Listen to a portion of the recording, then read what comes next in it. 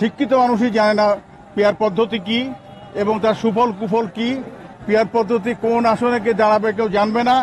অজানা অচেনা লোক, গোপালগঞ্জের লোক যদি পিয়ার পদ্ধতি দিতে এসে বলে আমি মিরপুর ভেলামারা সিট আমাকে দিতে হবে। আমাদের দেশের মানুষ অভ্যস্ত, বিশিষ্ট একটি নির্বাচনী এলাকায় পরিচিত মানুষ নির্বাচনে দাঁড়াবে, তার চরিত্র সম্পর্কে জানবে, তার গুণাবলী সম্পর্কে। বিসমিল্লাহির রহমানির রহিম। আপনি একটা গুরুত্বপূর্ণ প্রশ্ন করেছেন। মাননীয় প্রধান উপদেষ্টা ডক্টর মোহাম্মদ ইউনূস উনি বলেছেন যে বিদেশি সংস্থা বা বিদেশি কিছু শক্তি এবং তাদের কিছু দোসর নির্বাচন বানচাল করার একটা চেষ্টা আছে, এটা আমরা দীর্ঘদিন যাবৎ লক্ষ্য করছি। সেই ধারাবাহিকতাতেই দুর্ভাগ্যের বিষয় যারা আমাদের সাথে আন্দোলনে ছিলেন তাদের মধ্যে কিছু শক্তিও নতুন নতুন কিছু উপসর্গ সামনে নিয়ে আসছে। বিশেষ করে বাংলাদেশের মানুষ, শিক্ষিত মানুষই জানে না পিয়ার পদ্ধতি কি এবং তার সুফল কুফল কি, পিয়ার পদ্ধতি কোন আসনে কে দাঁড়াবে কেউ জানবে না।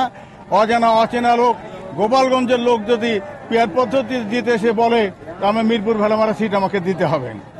আমাদের দেশের মানুষ অভ্যস্ত, বিশিষ্ট একটি নির্বাচনী এলাকায় পরিচিত মানুষ নির্বাচনে দাঁড়াবে, তার চরিত্র সম্পর্কে জানবে, তার গুণাবলী সম্পর্কে জানবে, তার দক্ষতা সম্পর্কে জানবে, তবেই না তাকে ভোট দিয়ে তার প্রতিনিধি হিসেবে থাকবে। নির্বাচনের পরে যিনি বিজয়ী হবেন তাকে জবাবদিহিতা নিশ্চিত করার কোনো পদ্ধতি পেয়ার পদ্ধতিতে নাই। সেই কারণে যারা আজকে পেয়ার পদ্ধতি নিয়ে কথা বলছেন তাদেরকে অনুরোধ করব, আপনারা বাংলাদেশের সবচেয়ে বিচক্ষণ রাজনীতিবিদ, দীর্ঘদিনের অভিজ্ঞতা, সবচেয়ে জনপ্রিয় রাজনীতিবিদ, যার মধ্যে সহনশীলতা আছে, যিনি বাংলাদেশকে সবচেয়ে বেশি ভালোবাসেন এবং বাংলাদেশের স্বাধীনতা সার্বভৌমত্ব রক্ষার অতন্ত্র প্রহরী, আমাদের বাংলাদেশ জাতীয়তাবাদী দলের চেয়ারপারসন, সফল 3 বারের প্রধানমন্ত্রী দেশনেত্রী বেগম খালেদা জিয়ার সাথে আজকে যারা পিআরের উদ্যোক্তা জামাত ইসলামের নেতা যদি দেশনেত্রী বেগম খালেদা জিয়ার সাথে পরামর্শ করে আমাদের সামনে যে সমস্ত সমস্যা আছে সব সমস্যার সমাধান হবে ইনশাল্লাহ।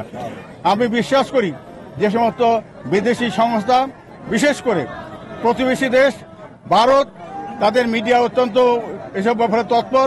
বিদেশি সংস্থাদের কাছে আর আমাদের দেশ থেকে পালিয়ে যাওয়া যে মোদী সাহেবের যে মেহমান দিল্লিতে ভারত সরকারের সহযোগিতায় উনি এই যে নৈরাজ্যকর অবস্থা সৃষ্টি করার জন্য, বিশৃঙ্খলা সৃষ্টি করার জন্য, নির্বাচন বানচাল করার জন্য এই পিআর বা অন্যান্য বিষয়গুলো সামনে নিয়ে এসে এবং নির্বাচন বানচালের চক্রান্ত সাথে লিপ্ত আছে। আশা করি বাংলাদেশের মানুষ স্বাধীনতা সার্বভৌমত্ব অক্ষুণ্ণ রাখার জন্য সব ষড়যন্ত্রকে নস্যাৎ করে দিয়ে ইনশাল্লাহ আমরা আমাদের কাঙ্ক্ষিত লক্ষ্যে পৌঁছাতে পারবো। নির্বাচনে ইনশাল্লাহ যথাসময় হবে এবং নির্বাচনের মাধ্যমে জনগণের সরকার প্রতিষ্ঠিত হবে।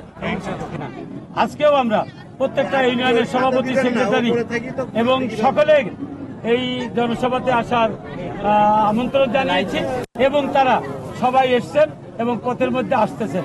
আজকে আমরা আশা করতেছি 20,000-এর উপরে লোক হবে ইনশাআল্লাহ।